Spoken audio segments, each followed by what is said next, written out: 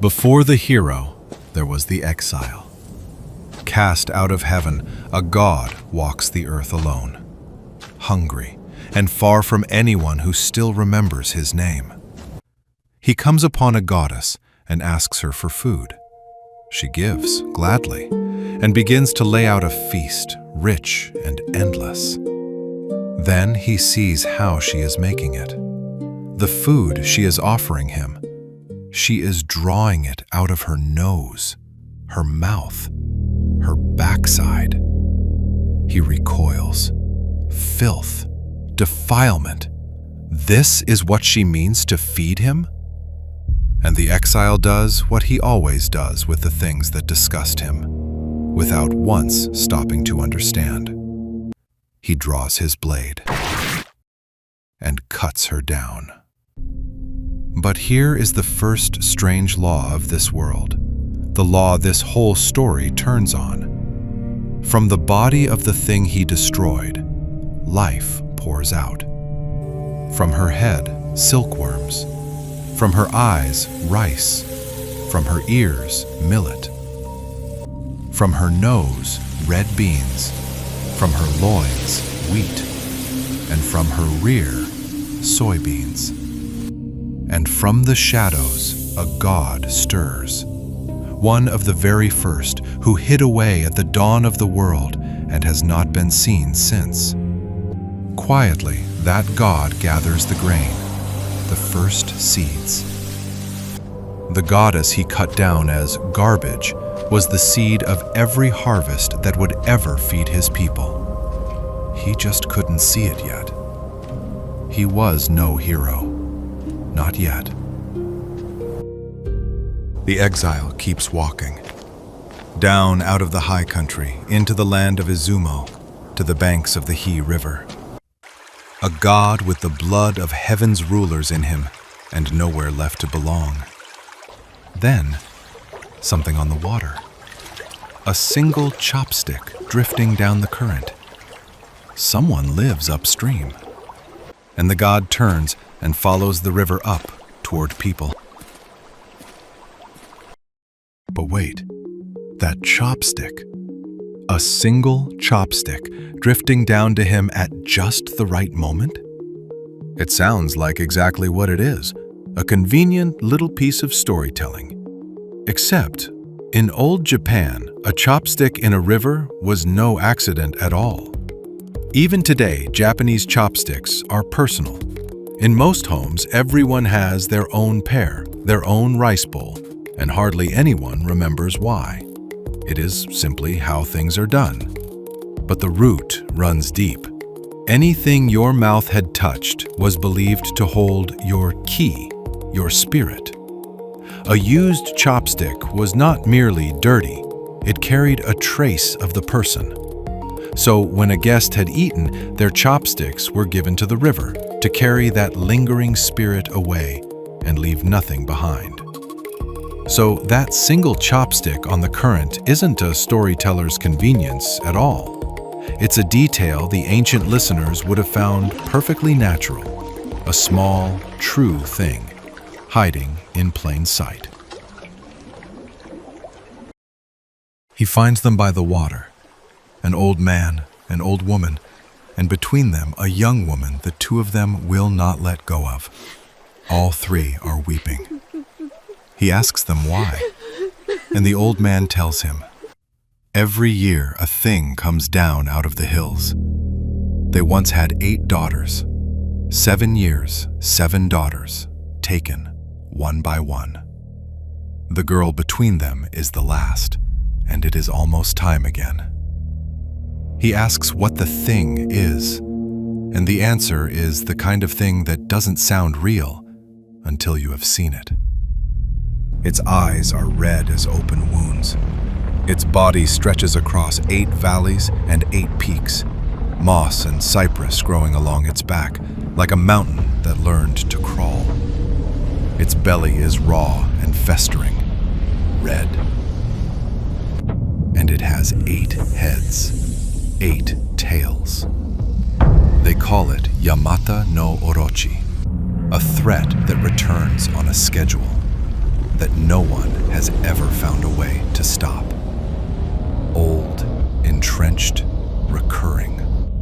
The kind of thing that, in any system, you stop calling a monster and start calling legacy.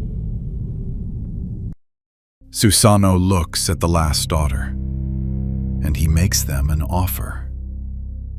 "Give her to me as my wife, and I will slay the thing that has been eating your children." The old man falters. "Forgive me, but I do not even know your name." And the exile names himself. "I am the younger brother of Amaterasu, the goddess who rules the heavens. I have come down from there." At that, the old man bows low and agrees. And then the god does something strange. He takes the girl, Kushinada, and he changes her into a comb. A small, sacred comb, which he sets into his own hair. It looks like he is simply hiding her. He is doing more than that. Her grandfather is the god of the mountains, and worn close, the mountain god's power shields the one who carries her. He guards her, she guards him. Now she is his treasure and his armor. Then he turns to the parents and starts giving orders. "Brew sake, the strongest you have ever made. Brew it and refine it and brew it again until it is something no living thing could drink and stay standing. Build a fence. Cut 8 gates into it. Behind each gate, a stand. On each stand, a barrel filled to the brim. 8 gates, 8 barrels, 1 for every head."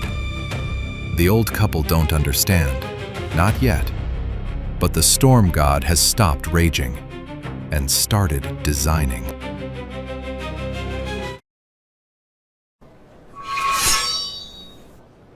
Night comes to Izumo, and the hills begin to move. It comes the way a flood comes, not fast, but unstoppable, filling the valley, until the river itself seems to rise up on 8 necks and turn to look at them. Then it smells the sake. 8 heads find 8 gates, 8 mouths sink into 8 barrels. And the thing that has terrorized this land for so long begins, greedily, to drink. It drinks the strongest sake ever made, and slowly, head by head, the great body grows heavy, the red eyes dim, the necks sink down, and the monster that fed on this family year after year is undone by the one thing it could not stop itself from swallowing. It sleeps. And now, the hero process runs. The sword he once carried is gone, given up in the oath with his sister, broken into 3 goddesses. The blade in his hand now is another, rough, weathered, a thing of the earth. Susanoo grips it and steps into the dark among the barrels. What follows is not a battle. The thing never wakes. One head at a time, he cuts them from the sleeping serpent. One by one, the necks fall. The river he turns red and carries the ruin of it down toward the sea. He does not stop at the heads. He cuts the great body apart, coil by coil, until only the tails remain. He brings the blade down on the last of them, and it stops dead. Something inside the tail turns his edge. He strikes again, and the blade that had just cut through the serpent chips, cracks, and breaks. He cuts the tail open, and there, buried in the flesh of the very thing he came to destroy, something is shining. A sword. Straight, flawless, glowing faintly, as if a piece of heaven had been sleeping inside the serpent all along. In time, the world will call it Kusanagi, the most storied blade in all of Japan. The storm has passed. the most destructive god in all of these stories, now holds a blade beyond any other. And it is not his to keep. What he does with it, no one will expect. He will send this divine sword up to the very sister who cast him out. And the god who tore 8 heads from a monster is about to sit down and write Japan's very first poem. But that is the next protocol.